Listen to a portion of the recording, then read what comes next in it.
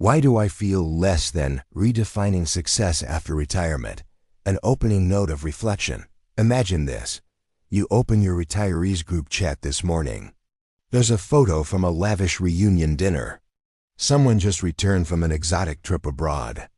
Another shares news about launching their second business. And there you are, quietly scrolling. You smile, but your eyes drop down. Why does my life feel so ordinary? Did I take the wrong path? Am I somehow less than them? If these questions ever crossed your mind, even for a moment, today we sit together, not to judge, but to talk honestly about that quiet feeling of inferiority that sneaks in when we compare someone else's story to our own. Because life after retirement isn't a competition, and happiness isn't measured by someone else's achievements. Hello, I'm Ordinary People, your online neighbor, a fellow retiree. Today, I want to invite you to a heartfelt conversation in the quiet space of our inner selves. We're going to explore that feeling of, I'm not as good as others, especially when we see retirees who seem to be thriving, traveling, starting businesses, or being celebrated as role models. And maybe you ask yourself, what's wrong with me? The awakening moment. In this session, we'll explore the emotional challenge of feeling inferior compared to other retirees who appear more successful. We'll dive into the science behind these feelings, hear wisdom from experts like Dr. Robert Waldinger and Dr. Carstensen, and most importantly, discover practical strategies to reclaim your sense of worth and peace. This isn't about comparing or competing. It's about understanding that success in retirement comes in many forms, and that your unique journey is valuable and meaningful. By the end of this talk, you'll have 5 powerful tools to transform feelings of inadequacy into self-compassion and joy. Together, we'll learn how to embrace our own stories with kindness and gratitude. Let's begin this journey toward a richer, more fulfilling retirement on your own terms. The awakening of curiosity. Research shows that the quality of our later years isn't determined by outward accomplishments, but by the depth of our relationships and inner well-being. Dr. Robert Waldinger, director of the Harvard Study of Adult Development, reminds us that good relationships keep us happier and healthier. It's not about how many countries we've visited or businesses we've started. It's about connection and emotional fulfillment. Dr. Carstensen's socio-emotional selectivity theory explains that as we age, we naturally prioritize meaningful experiences over superficial goals. We begin to purify meaning, focusing on what truly matters. Yet, the flood of social media posts and community chatter can make us feel like we're falling behind, triggering feelings of inferiority. But here's the key insight. Success in retirement is not a one-size-fits-all formula. Some retirees find fulfillment in active social lives and new ventures. Others find it in quiet mornings with a good book or peaceful sleep. Both are valid, both are successful. Dr. Ken Deichtwald, a leading gerontologist, notes that retirement is a time to rewrite your life story. This means letting go of societal expectations and embracing your own unique script. So if you've ever felt less than others, remember, it's not about the trophies or accolades. It's about the quality of your life as you define it. Insight 1. Redefine success as alignment. The first step in overcoming feelings of inferiority is to redefine what success means to you. Dr. Richard Leiter teaches that meaning in life comes from the intersection of your gifts, passions, and values. It's about living in alignment with who you truly are. Ask yourself, what small thing today made me feel alive? Maybe it's the smile of a grandchild, the scent of morning coffee, or the satisfaction of a kind gesture. Make a list of 3 things you're proud of, not grand achievements, but things that warm your heart. Maybe it's raising your children with love, standing by your partner, or comforting a neighbor in need. These are your successes. Remember, retirement is not a race or contest. It's your time to live in a way that resonates deeply with your soul, not to fit someone else's mold.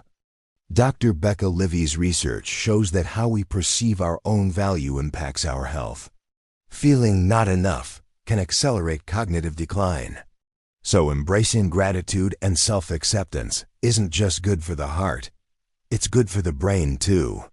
When you redefine success as alignment with your true self, you begin to release comparison and step into peace. Insight 2. Reduce comparison, increase presence. The next strategy is to reduce the habit of comparing yourself to others and instead cultivate presence. Dr. Mo Wang describes retirement as a time of identity reorientation. Constant comparison is toxic. It slowly erodes gratitude and joy.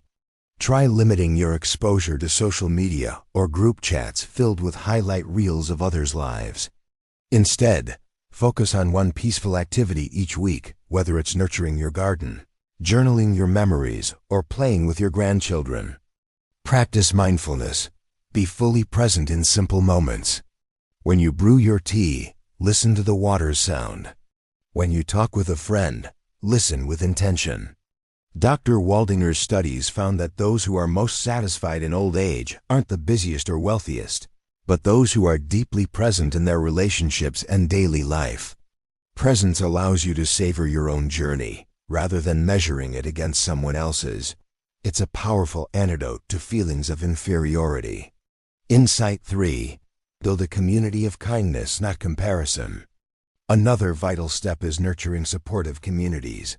Dr. Nancy Schlossberg highlights the importance of social support in retirement. But a healthy community is one where you can be yourself, not a stage for showing off or feeling small. Invite 2 or 3 peers to form a reflective group, not to share achievements, but to share stories, doubts, and hopes. Be the person who uplifts others genuinely. When you sincerely praise someone, you contribute to a culture of success that includes everyone. If you find yourself drained by competitive or judgmental groups, seek out spaces that nourish your soul's spiritual communities, volunteer groups, or quiet places that foster peace. Dr. Ken Deichtwald points out that one of the greatest assets of older adults is their ability to rewrite their life narratives in healthier, more fulfilling ways. Building a community of kindness helps you rewrite your story from less than to enough as I am. Insight 4. Embrace your unique life story.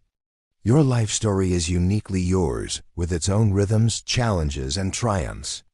Embracing this story is a powerful way to overcome feelings of inferiority. Dr. Richard Leider encouraged retirees to see retirement as a second act, where you can explore new passions and deepen self-awareness. Reflect on your journey, the lessons learned, the resilience shown, the love given and received. These are treasures no one else has. Writing memoirs, creating art, or simply sharing your story with loved ones can help you appreciate your path. Dr. Becca Levy reminds us that internalized ageism negative beliefs about aging can harm self-esteem. But by owning your story and celebrating your wisdom, you combat these harmful narratives. Your story is not less because it's different. It is rich with meaning and worth sharing. Insight 5. Practice self-compassion and gratitude. Finally, cultivate self-compassion and gratitude. Dr. Nancy Schlossberg emphasizes that adapting to life transitions requires kindness toward oneself. When feelings of inferiority arise, acknowledge them without judgment. Say to yourself, it's okay to feel this way. Keep a gratitude journal. Each day, write down 3 things you appreciate about yourself or your life. Gratitude shifts focus from what's missing to what's present. Self-compassion heals the wounds comparison leaves behind. Dr. Mo Wang's research shows that retirees who practice self-compassion experience greater emotional resilience and life satisfaction. Remember, you are deserving of kindness from others and from yourself. The final light. Let's deepen our understanding. Recent studies in positive psychology and gerontology reveal that psychological well-being in retirement hinges on meaning, autonomy, and connectedness. Dr. Robert Waldinger's longitudinal research underscores that emotional health in later life is best predicted by the quality of close relationships and a sense of purpose. Dr. Carstensen's work on socio-emotional selectivity shows that older adults prioritize emotionally meaningful goals, which enhances well-being. Meanwhile, Dr. Becca Levy's studies on age stereotypes reveal that internalizing positive beliefs about aging can slow cognitive decline and improve physical health. Dr. Ken Deichtwald highlights that retirement is an opportunity to reconstruct identity, integrating past achievements with new aspirations. These insights converge on a powerful truth. Thriving in retirement is less about external success and more about cultivating inner richness, meaningful connections, and self-acceptance. This science supports the practical strategies we've discussed: redefining success, presence, community, storytelling, and self-compassion as pathways to emotional freedom. From knowing to becoming. As we close, remember this: feelings of inferiority are real, but like morning fog, they lift when warmed by honesty and acceptance. Don't compare the 20th chapter of your life to the cover of someone else's book. They may shine on the surface, but you are writing a story that runs deep. Your journey is valuable, not because it looks like someone else's, but because it is uniquely yours. Embrace your gifts, your passions, and your values. Be present in your life's moments. Surround yourself with kindness. Tell your story, and above all, be gentle with yourself.